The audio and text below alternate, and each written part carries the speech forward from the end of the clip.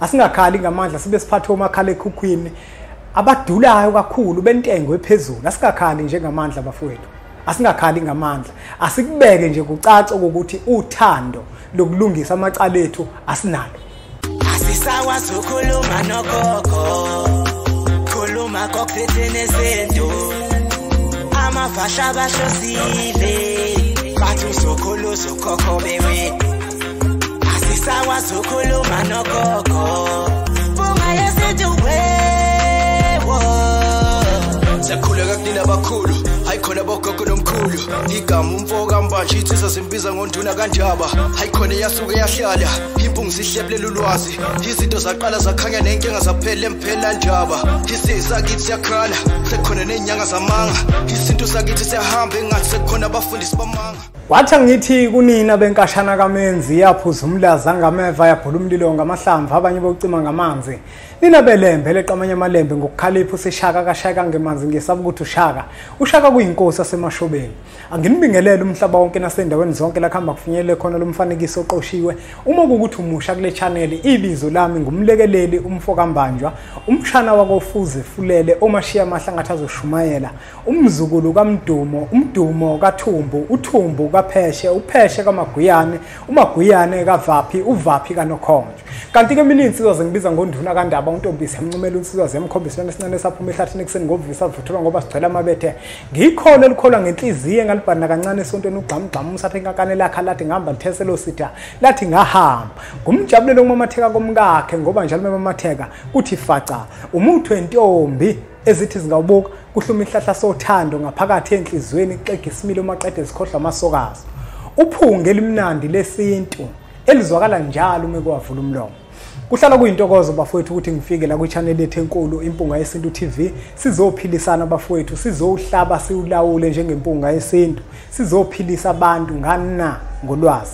Zikhona ke incwadi esizibhalayo esihloko sithi sithini isintu, incwadi esihloko sithi amava ahlabahlosile, incwadi esihloko sithi uyokhula uzukhokhobe. Zontathu le ncwadi ziyatholakala ezitolo zakwa Adams and Greeks uma useThekwini naseMaritzburg futhi uyakwazi ukuthi uzithole uma kukuthi ukude nale ndawo. Ushayela zona inombolo lezo zibona ziloko edlula la senza inhlelo zokuthi sikuthumelele zona. Uma futhi kuukuthi uyafisa ukuhlala phansi nempunga yesintu ngenhloso yokuzodingida udaba oluthile, ngenhloso yokuzocubungula inkinga oyaziyo, uyakwazi futhi ukuthi usithinte ufike la emphelandaba wempunga yesintu sizohlala phansi silixoxe udaba lakho sikunikeze isixazululo sikunikeze nomhlahlandlela. Namuhla ke bafowethu ngiyimpunga yesintu ngithanda ukuthi ngizothinta udaba olubalekile kakhulu. Lubaleka futhi kuwona wonke umuntu. Kungenzeka omunye umuntu alibalekile kuyena okwamanje. Kodwa ngokuba nalo lolo lwazi lomsiza ngelinye ilanga ngoba kukhona abantu ayokwazi ukuthi abaphilise ngalo. Ngiyacela ukuthi engizokukhuluma kungizwakali kabi ngoba kwesinye isikhathi kuyenzeka uthi umuntu uyakhuluma kanti kwesinye isikhathi sekunyathele komunye umuntu ikhona. Kwesinye isikhathi uthi uyakhuluma kanti sekungena upelepele esilondeni komunye umuntu. Suke singaqondileke lokho bafowethu esisuke sikwenza suke sidlulisa umyalezo suke siuthunyiwe amakhehla.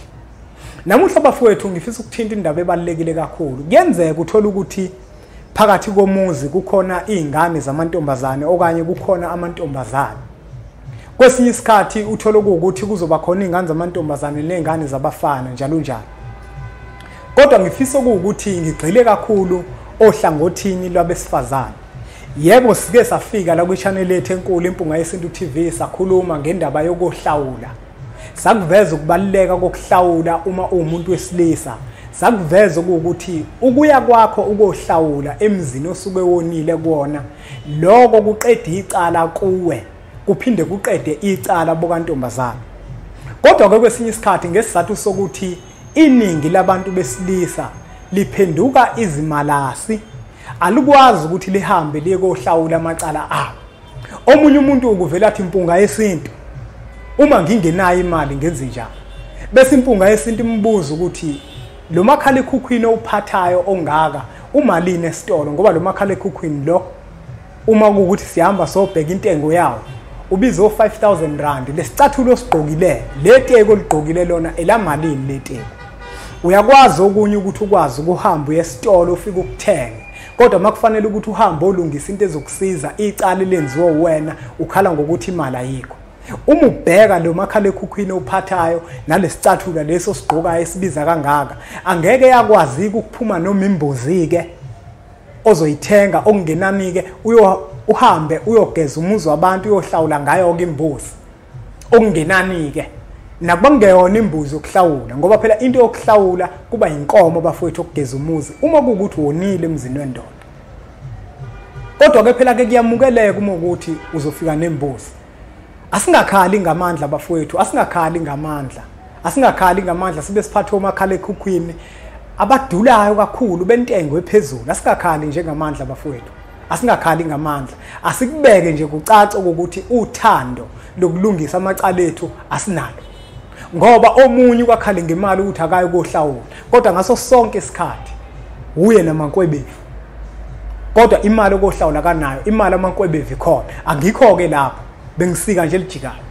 Uthola ukuthi ke lensizwa le izalisile intombazane phakathi komuzi. Uma izalisa intombazane phakathi komuzi yangayo kohlawula. Lengane yentombazane ngenkathi kwenzeka leso sigameko emagcekeni omuzi kayise yaxabana nabazali bayo. Mhlamba abazali babo bagcina baze sebephimisa amanye amagama phezukwayo. Lawo magama lawo ntombazane ngenzeka ukuthi njengoba impilo ingayi phambili ubanjwe yiwona. Abazali bakho kunamagama bawaphimisa phezukwakho. Ngesenzo okade usenzile uhlangene nehumusha. Lehumusha maqede labaleka langeze ukuzothetha icala lalo. Namuhla ke ngiyimpunga yesintu ngifisa ukuthi abantu ngibacacisele ikakhulukazi odadewethu okuwukuthi uma kwenzeka into efana naleyo kwafika ihumusha lafike laqola ihumusha lembatha nawe wathola umntwana emagcekeni akini labe seliyabaleka lona langakwazi ukuthi lize lizohlawula. Namuhla ngiza nekhambi lokuthi isimo esinjalo sisilungisa kanjani. Uzongifakazela mangithi akukho nawo nowodwa umuzi ekuke ukuthi intombazane uma imithi egcekeni bese abazali bayajabula.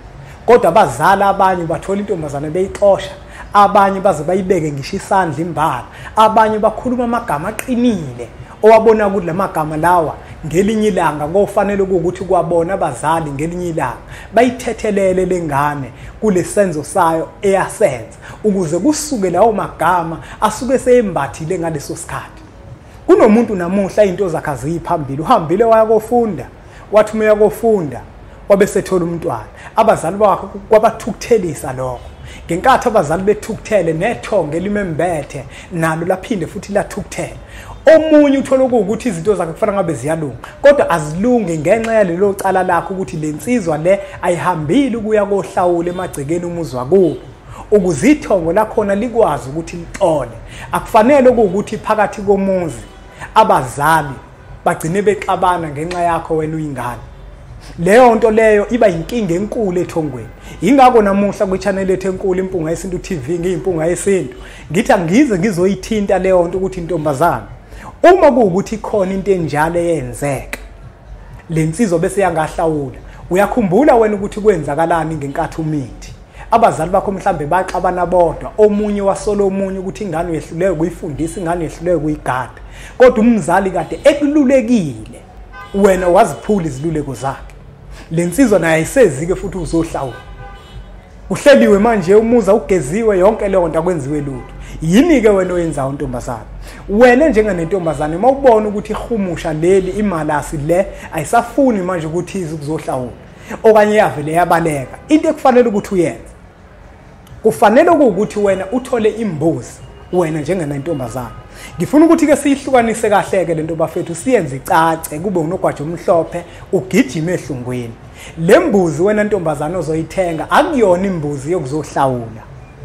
Hayi ukuthi wena uzohlawula, kodwa lembuzi lena ozobuyithengile wena into ozoyenza emagcekeni umuzi wakini uzocela intethelelo kubazali bakho nasethongweni lakho ukuthi wena lesenzo wasenza uhlangene nale humusha. Lona le humusha leli walivumela laqede langeza ukuthi lize lizogeza umuzi wabo. Kwaze kwakhona namazwi abazali abajijelana ngawo namazwi abajijela wena ngawo. Namuhla ke uzocela intethelelo ethongweni lale ekhaya. uyacela ukuthi likuthethelele ngaleso senzo sakho esenzeka ukuthi wena uvumele ihumusha lingene emagcekeni umuzi walo, lingene esibayeni sikayihlo. Leyo mbuzi ke bafowethu ke ike uyihlo wakho okuzalayo asondele emsamu ke ayokucelela intethelelo, hayi ukuthi usukuzihlawula wena awukwazi ukuthi uhlawule, akukona ukuhlawula. Usukuzicelela wena intethelelo ethongweni lakho ukuze ithongo likwazi ukuthi likuthethelele ngaleso senzo owasenza esaba yina yichilo phakathi komuzi. Leyo mbuzi ke bafowethu ubaba wakho uke ayishisa impepho akucelela intethelelo bese kuthathwa umswane wayo nenyongo negazi kuhlanganiswe konke kufakwe emanzini bese umuzi uyachelwa wonke. Uyachelwa manje umuzi senzela ukuthi manje umuzi lo uhlambuluke ke manje umuzi ngoba wena kukhona isenzo esibi owasenza phakathi komuzi. Hayi bafowethu angageqa amagula ngeimpunga yesintu. Angethemba ukuthi isifundo sethu sanamuhla sizwakalile okuwukuthi intombazana uma kuwukuthi wahlangana nomuntu wesilisa wakutholisa umntwana maqede wabaleka wanganihlawula icala lakhe alenza wangeza ukuzogeza umuzi, abazali bakho bakuthethisa, abazali bakho baxabana bodwa ngenxa yakho kwaze kwaxabana ngisho amathongo imbala ngoba umzali wakho naye unamathongo akini noyihlo okuzalayo nawe unamathongo akini. Uma bexabana bodwa kusuke kungagcini ngokuthi kuxabane bona kodwa namathonga bembethe nawo abasesimene esifanayo nesimo abasuke bekusona ngaleso sikhathi. Kubalekile ke dadewethu ukuthi ngelinye ilanga mhla uthola amandla uyithola imbuzi uhambe uyoguqa kuloyo oyinhloko kuwena ufike umcela ukuthi uyacela ukuthi akucelele intethelelo ethongweni lakini ngesenzo owasenza emagcekeni omuzi wakho. Asibonge kakhulu ke bafowethu ngokuthi nikubukele umfanekiso oqoshiwe. Ngiyacela ukuthi niqhubeke nisubscribe ku-channel yethu enkulu Impunga Yesintu TV bese niqhubeke nokuzithenga incwadi zethu esizilobayo. Ikhona incwadi esihloko sithi sithini isintu, amava ahlabahlosile, uyokhuluza ukhokhoba. Kanti uma ukuthi futhi uyafisa ukufika uzohlala nathi khona la emphelandaba weMpunga Yesintu sikuchushise sikwelaphe ngolwazi, uyakwazi ukuthi uthinte kuzona inombolo lezi ukwazi ukuthi wenze olwakho uhlelo ozofika ngalo. Ngiyacela ke bafowethu ukuthi niqhubeke nisubscribe ku-channel yethu enkulu Impunga Yesintu TV bese sithi nje impunga.